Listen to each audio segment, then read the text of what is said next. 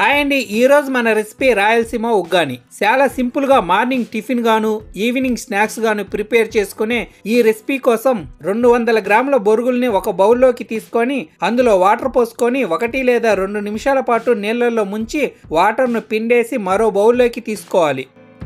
బొరుగులు ఈ విధంగా సాఫ్ట్గా అయ్యాక 1 టేబుల్ స్పూన్ సాల్ట్ వేసుకొని కలుపుకోవాలి. ఇప్పుడు మిక్సీ జార్లో 2 టేబుల్ స్పూన్ల పుట్నాల పప్పులు, 2 ఎండుమిర్చి, 2 వెల్లుల్లి రెమ్మలు, 4 ఎండు కొబ్బరి ముక్కలు వేసి ఫైన్ గా గ్రైండ్ చేసుకొని పక్కన పెట్టుకోవాలి. ఇప్పుడు ప్యాన్ లో 2 టేబుల్ స్పూన్ల ఆయిల్ వేసుకొని ఆయిల్ వేడయ్యాక 1/2 టీ స్పూన్ ఆవాలు, 1/2 టీ స్పూన్ జీలకర్ర, 1 టేబుల్ స్పూన్ శనగపప్పు, 1 టేబుల్ స్పూన్ మినప్పప్పు వేసుకొని ఫ్రై చేసుకోవాలి. ఫ్రై అయినటువంటి పోపులో 1 మీడియం సైజ్ ఆనియన్ ను ముక్కలుగా కట్ చేసుకొని వేసుకొని కలుపుకోవాలి. అందులోనే 2 పచ్చిమిర్చి చీలికలు, 4 కరివేపాకు రెమ్మలు వేసుకొని మిక్స్ చేసుకోవాలి. ఇప్పుడు అందులో 1 టేబుల్ స్పూన్ అల్లం వెల్లుల్లి పేస్ట్ వేసుకోవాలి. అల్లం వెల్లుల్లి పేస్ట్ పచ్చి వాసన పోయేంత వరకు ఫ్రై చేసుకోవాలి. ఇప్పుడు అందులో 1 మీడియం సైజు టమాటాను ముక్కలుగా కట్ చేసుకొని వేసుకోవాలి. అందులోనే 1/2 టీ స్పూన్ పసుపు వేసుకొని కలుపుకొని మూత పెట్టి 1 నిమిషం పాటు టమాటాను మగ్గించుకోవాలి.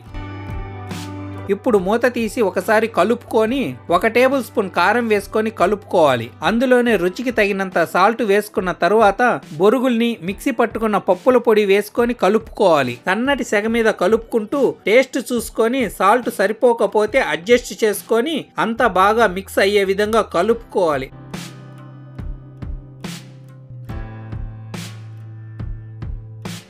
పైన గార్నిష్ కోసం గుప్పెడు కొత్తిమీర తరుగును వేసి మరోసారి కలుపుకొని 1 నిమ్మ చెక్కను పిండుకొని స్టవ్ ఆఫ్ చేసుకోవాలి. అంతేనండి, మంచి tasty Rayalaseema uggani ready. So ఈ వీడియో నచ్చినట్లయితే లైక్ చేసి షేర్ చేసి సబ్స్క్రైబ్ చేసుకోండి. Thank you.